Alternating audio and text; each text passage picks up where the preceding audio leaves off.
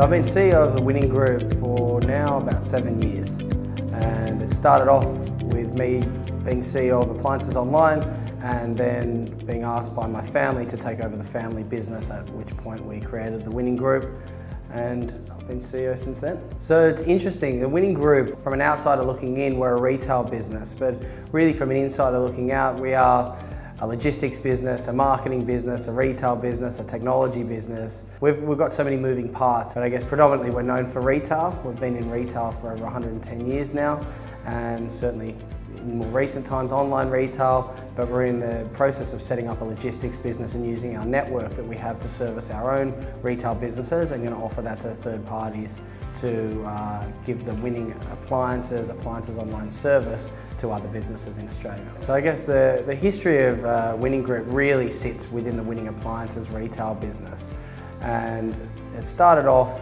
as basically by my great-grandfather selling parts for the horse and carriage trade.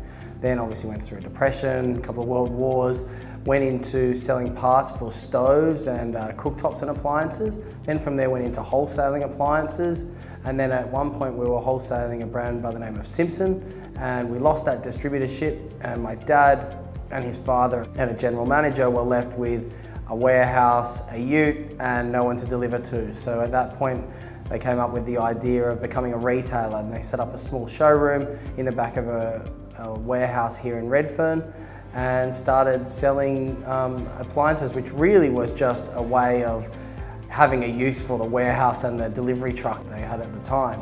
And so from there, grew out into multiple stores around Sydney, and then the rest is history from, I guess, starting Appliances Online, which has now grown to over a couple of $100 million, and Winning Appliances also growing from outside of Sydney to now be present in Queensland and Western Australia as well, and our recent Canberra store. How do I measure success? Well, I guess for me personally, I think that if you go back through time, it really depends whether you're looking at success in business or success in life. And I think success in life is generally, I think Aristotle came up with the fact that people measure success via happiness, and everyone's on this pursuit of happiness. And for me, I think that we try and mix that with success from a business term, which obviously has its own financial KPIs, but we're also here for probably the most of our waking life through our working career. So internally we measure our success, one, on a financial measure, but equally on how happy our staff are. And we spend a lot of our time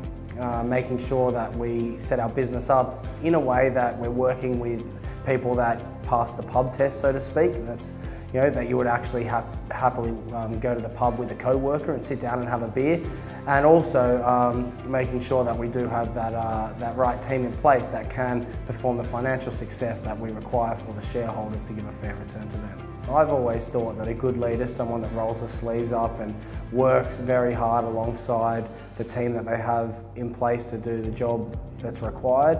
Someone that has a good vision, that is motivational. I think the one to date, the biggest challenge that I've had is probably trying to balance Winning Appliances business with the Appliances Online business, with a bunch of other things that we've got going on. I'm a very hands-on leader, and so for me, the challenge is being able to take on a lot and not drown.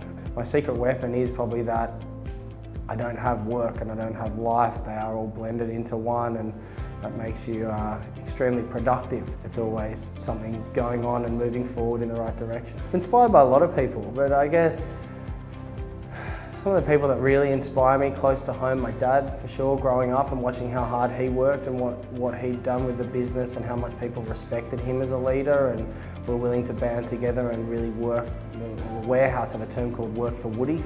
Woody's my dad's nickname, and they really always say that when things get really tough, they just band together and say, we're working for Woody. I find that's a really interesting and inspiring thing that I've learned from my dad.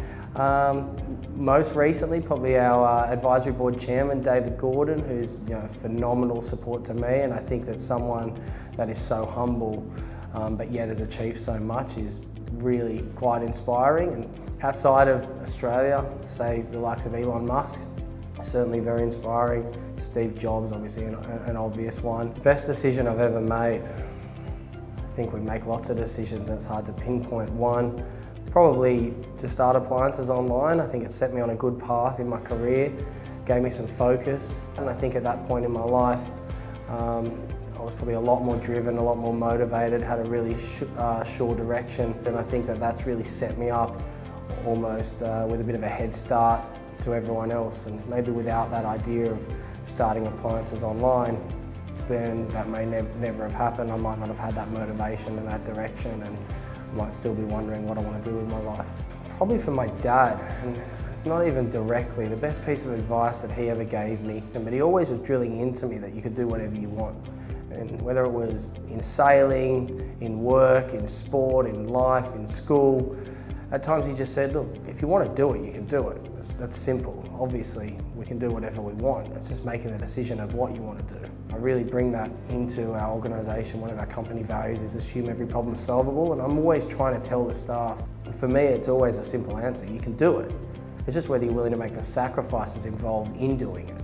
I think that the thing that matters most in business is probably a little corny to say, and it is the word that popped into my head, and that's integrity. And I think that being able to be a man of your word, being able to say to a supplier, thanks for the 30-day account, I'm going to pay you in 30 days. I think that it's one of those things these days that really sort of bothers me, that people think that they can shake hands on an agreement and then get out on a loophole, or think that it's okay to have an agreement to pay someone on time and not pay someone on time, or to hire staff and then put yourself in a position where you can't pay their salaries. And if you get in that position, I think banding together and being open and having an open conversation and saying, guys, here's the situation, here's where the business is, here's our options, what do we want to do, versus just going ahead and kind of doing something that probably isn't true to your word or to your promise. And people make mistakes, and I think people are quite forgiving.